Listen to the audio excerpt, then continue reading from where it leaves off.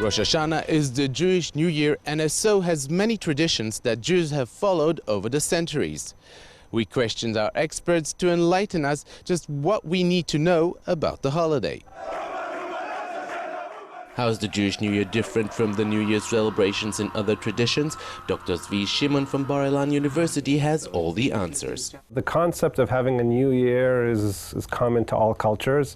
All cultures usually have a calendar, and you have to determine a beginning point to the year.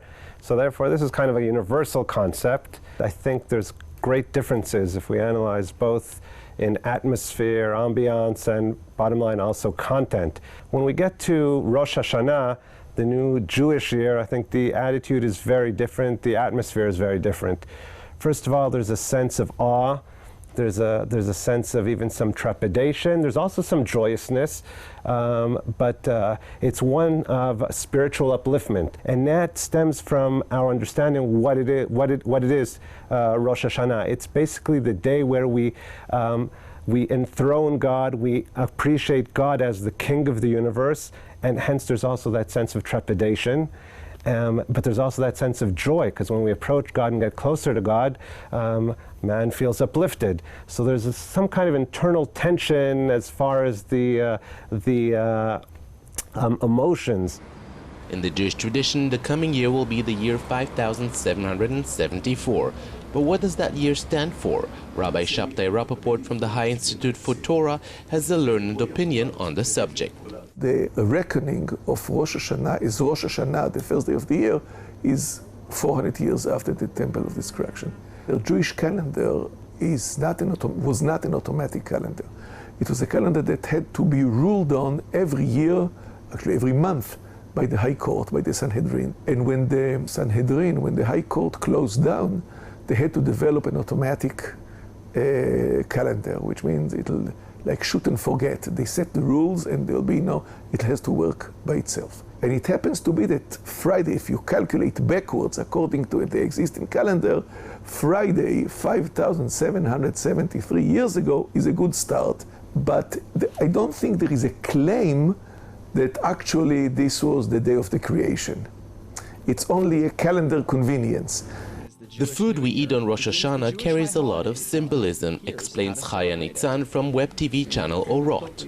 It's very nice to see, and I always think about it, that in every position that we sit and eat a good meal, Rosh Hashanah, that we are all happy and we wish each other Happy New Year, all the food that we eat around it, like the fish, that we are eating a piece of a head of the fish, to be a head and not to be a tail of something. To feel that we have a value and we are something in the world, that people care about us. This is the meaning of the head of the fish. Every Rosh Hashanah, the first thing is when, after we wash our hands for a motzi and we eat a piece of challah, the first thing that we are doing is to put the challah into honey.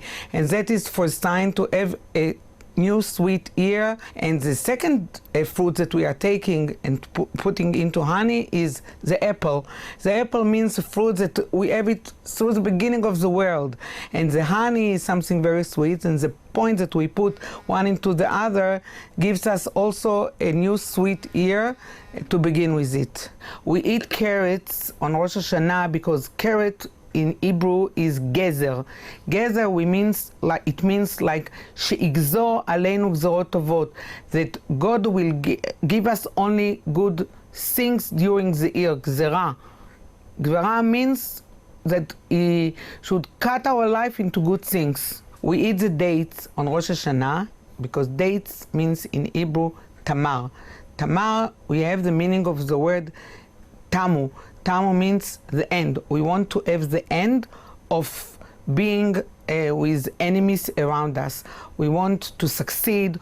We want to see good only around us, and this is why we eat this. The sweet taste in our mouth symbolizes the spiritual sweetness we want for the new year.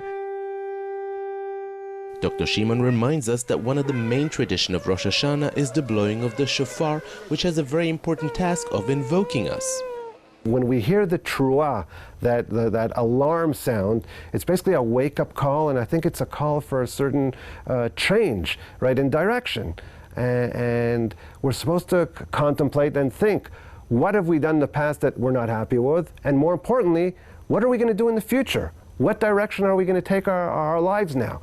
The important thing is to make certain decisions, to move forward, to make certain changes, to say, this is how I want to move my life forward. Okay, we're going to Rosh Hashanah, we're taking it seriously, and we're really contemplating, praying, giving charity, and working, putting effort into it.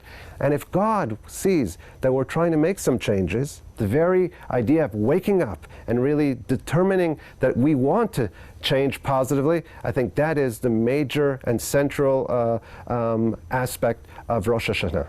So now we have gotten all the info we need for the high holidays. It is time to get down to business and start implementing.